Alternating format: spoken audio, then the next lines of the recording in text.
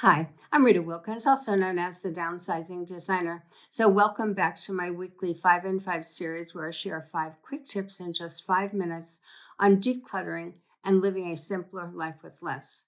So, for those of you who are new to my channel, thanks for joining us today. I'm so glad you're here, and I do hope you find this valuable. And for those of you that return each week, thank you for being here. And also, thank you for sharing my videos with your family and friends because you're helping us grow. So I think you're really going to enjoy today's topic. So let's get started. So, have you ever wondered why you hold on to clutter and what that says about you? Most people think clutter is just about stuff, but more often than not, it's about what that stuff represents. That's why it can be so hard to let go, even when you are ready to declutter and you just can't seem to get it going. So today, I want to help you understand why you're holding on, why it's so hard for you to let go. Because once you understand this, and once you see the emotional patterns behind that clutter, you can finally break free from that whole thing. So these are the 5 most common reasons people keep clutter and what each one reveals. So the first one is clutter that represents who you used to be. So we hold on to things from our past careers, our past relationships, our past hobbies and roles that we've now outgrown, because they remind us of our former identity, the ones that still. So, for instance, the business suits that you once wore as a corporate executive, but they're still taking up room in your closet even after 5 or 10 years later. So, if this sounds like you, ask yourself: Is this me today? And if the answer is no, just consider letting it go with gratitude, because you certainly learned something from that period of your life. The second tip is clutter that reflects you and who you wish you were.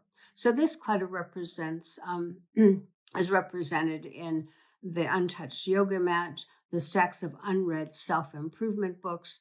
That aspirational clutter points to an ideal, but it can quietly weigh you down and disappoint you for not having accomplished something that you wish you could be or could do. So if this sounds like you, just try this. Keep one of those items that sparks your interest now, and then let go of the rest and create a space to grow into what you actually want right now at this particular time of your life. So is it time to take on that yoga mat again? Is it something you still want to pursue? If so, just do it and do it on your own terms. And my third tip is clutter that carries guilt. So maybe it was something someone gave you that was very expensive. Maybe it was a gift from your now deceased grandmother. Maybe she thought you would love it just as much as she did and cherished it like she did. But guilt makes you hold on to those items long past their usefulness and they weigh you down. So if this sounds familiar, shift your question from who gave this to you to does it serve me today? And you can honor that memory without keeping the item, so just let it go. And my fourth tip is clutter that represents safety and control. So you might hold on to things just in case because having more makes you feel more prepared and more in control. But too much backup creates a different kind of chaos and also clutter. So if this sounds familiar, start with one category: extra linens, extra tools. Um, Keep your favorite and donate the rest. And trust yourself, you'll be okay with less. And my last tip today is a clutter that serves as a distraction. So this is really a much deeper one and something to certainly think about. So sometimes we subconsciously use clutter to avoid other emotions. So it could be grief, it could be loneliness, it could be fear of any kind of change. So we keep ourselves busy managing other stuff and instead of processing what really is going on.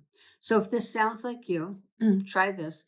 Take a deep breath and ask yourself, what am I avoiding by keeping this? So that awareness can be the light bulb moment for you and a powerful first step to release those emotions and that clutter. So clutter is rarely just about things. It's about stories we tell ourselves. It's about the identity and the emotions. But the good news, once you see why, you begin to choose a different story moving forward.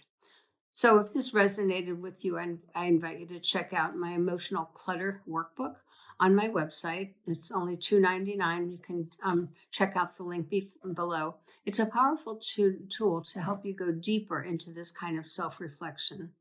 So, thanks for joining me again today. I truly enjoyed this time with you, and I hope I see you next week. And until then, keep honoring your journey and keep it simple.